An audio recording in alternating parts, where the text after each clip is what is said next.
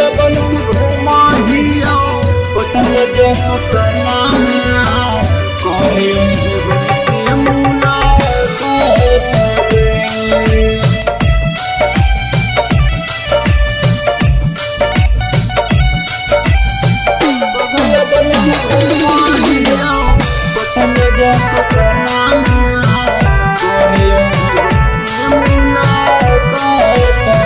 Recording बार मलिकाना recording studio Masauli.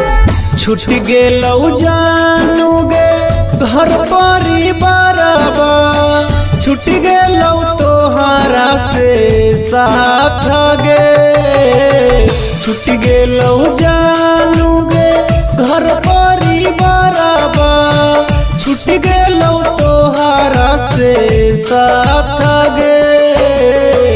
पगल बन के घुमा हिया पटन जग सनामा करे हमसे मुलाकात गे। पगल बन के घुमा हिया पटन जग सनामा करे हमसे मुलाकात गे।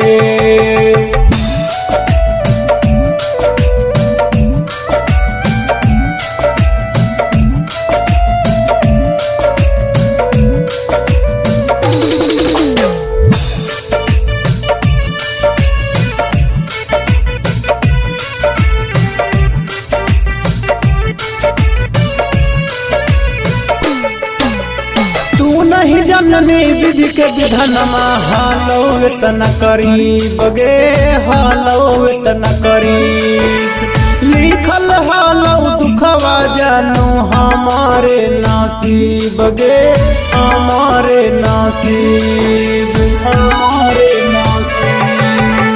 तू नहीं जननी विधि के विधान हालो इतना करीब गे, हालो इतना करीब।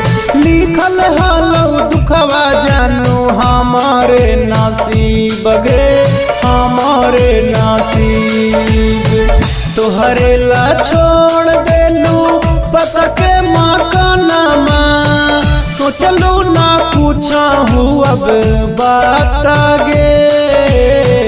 तोहरे ला छोड़ देलू पका के मकानमा, सोचलू ना पूछहू अब बात गे।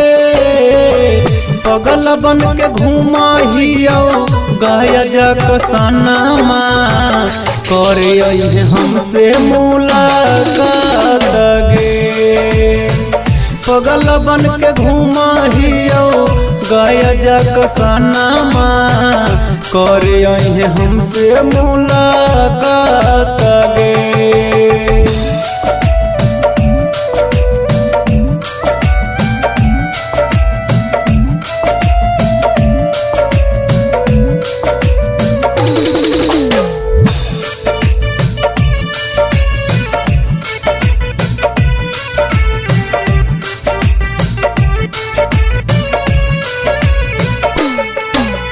सब कुछ पाके हमारा भुलैनी हियौ जिंदा लाश गे, हियौ जिंदा लाश।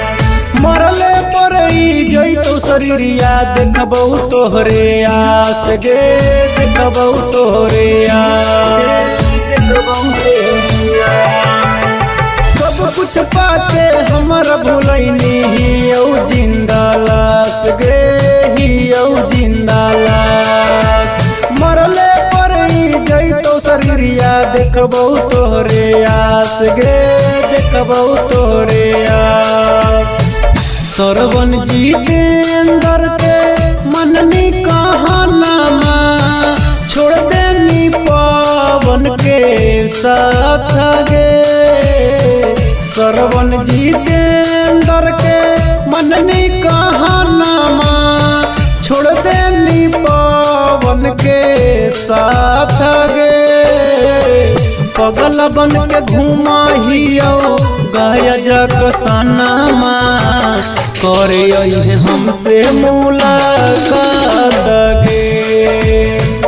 पगल बन के घुमा हिया गाया जग सनामा करे अहे हमसे मुलाकात